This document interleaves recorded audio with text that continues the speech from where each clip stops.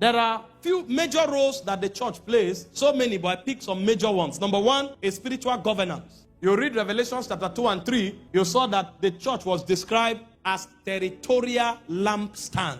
So any territory that has church, that church has become the light of that region. Because the job of the church is to bring the government of God over a people and over a territory. So any church that does not have territorial implication is a social gathering. That church is not recognized in heaven. And that's why you see one of the ways Jesus threatens churches is that I will come quickly and I will remove your lampstand. That means I will stop you from being a government over a territory. One of the ways we should begin to diagnose our operation and judge our efficacy is to identify the operations of darkness that our presence stopped. That's the proof that church is growing. It's not just about number. Number is important because it means souls are being added. But if we come into a territory where occultic activity was dominant and it remained dominant for the 20 years that we have been around, sexual immoral activity was dominant, prostitution everywhere, it remained for the 20 years that we are around.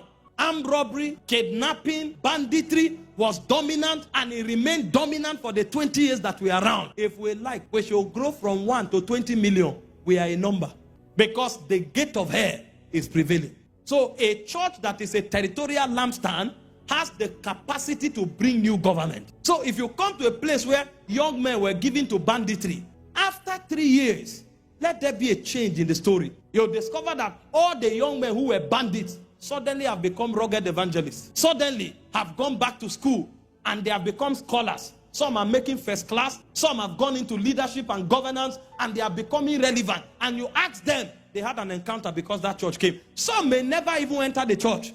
But as you are praying, you shift the dark cloud over the territory. And the spirit whispering to their ear is moved back. Suddenly, they come to their self. Because most of the things people do is because they are beside themselves. So we pride ourselves in the wrong things. We are not territorial. We are not governmental. And these things don't trouble us because we don't know the role of the church. So long as auditorium is packed and we are doing our concerts and dancing, we feel church is growing. Church didn't grow just because number grew. Church grew because government was established. The second role of the church is procurement of salvation and engendering deliverance to the captives. So when we come to a place, the first gift we give to people is the gift of the life of God so that they are saved from eternal damnation. That's why you see us do a lot of missions. The world does not know that they are perishing.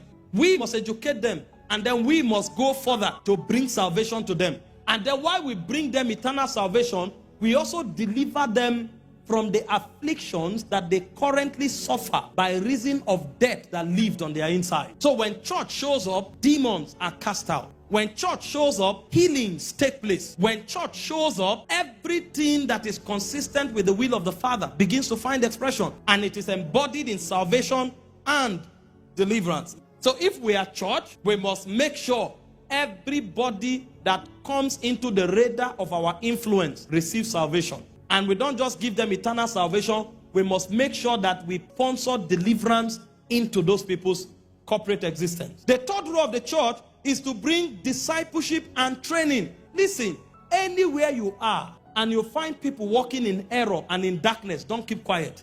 You are a teacher to your generation. If you don't tell them, they won't know. And God will hold you responsible. If you study Ezekiel 3 from verse 18 to 20, he said, if I tell a wicked man he will die, and you are there and you don't tell him, he said, I will demand his blood of your hands. The world does not know any better. Jesus put us here to disciple the world. And that brings me to number 4. The church is here to establish God's standard, both in words and in deeds. So we are not just teaching, we are also showing his standard.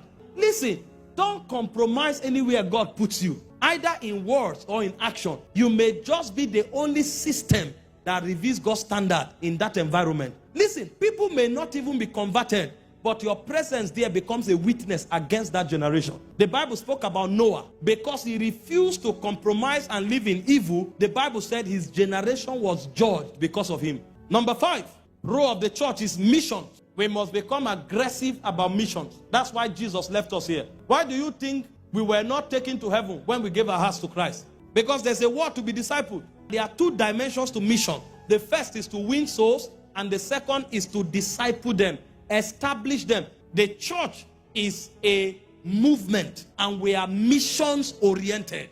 Our goal is to colonize this world, and that's our responsibility. Number 6, duty of the church is to preserve the earth and to secure the peace of God here. If the church is not here, this world will break apart with violence. We are the force cushioning this world.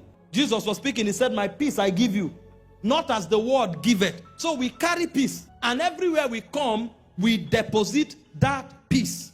Matthew 10:40, it says, he that receiveth you receiveth me, and he that receiveth me receiveth him that sent me. Matthew 10:13, if a house receives you, and that house is worthy, it says your peace will abide. So everywhere the church comes to, we deposit peace, because we receive peace from God. And it's our doctrine. It says, blessed are the peacemakers, for they shall be called the sons of God. So it's our DNA to bring peace. And that's why, look around the world today. Everywhere there is peace talk, Christianity is at the foundation. Not talking political peace. You will hardly see Christian bodies carry axe and cutlass. We use prayer as our tool. We use prayer. If we have to use weapons, it's for self-defense. But you will never see us on the offensive. Say, you must believe what we believe or we will kill you. That's not Christianity. We don't kill people who don't believe. We pray for them. We show them love. It is through love and conviction that people are converted. It's not through intimidation and oppression. And that's why in Christianity, people can say what they believe. And many, unfortunately, have abused it. We bring peace to the world. And finally, we stop the works of darkness. If we are not here, sir, Satan will take over this world. People don't know. They say, church, what are they doing? Why are they relevant? I just laugh. Those people talking, if we are not here, they would have either died of sickness or they would have died of demonic oppression. You know, there's an atmosphere we create. We may not be talking to you directly, but because you are where we are, there's a force field that secures you. The church is still on earth. That's why this earth is preserved.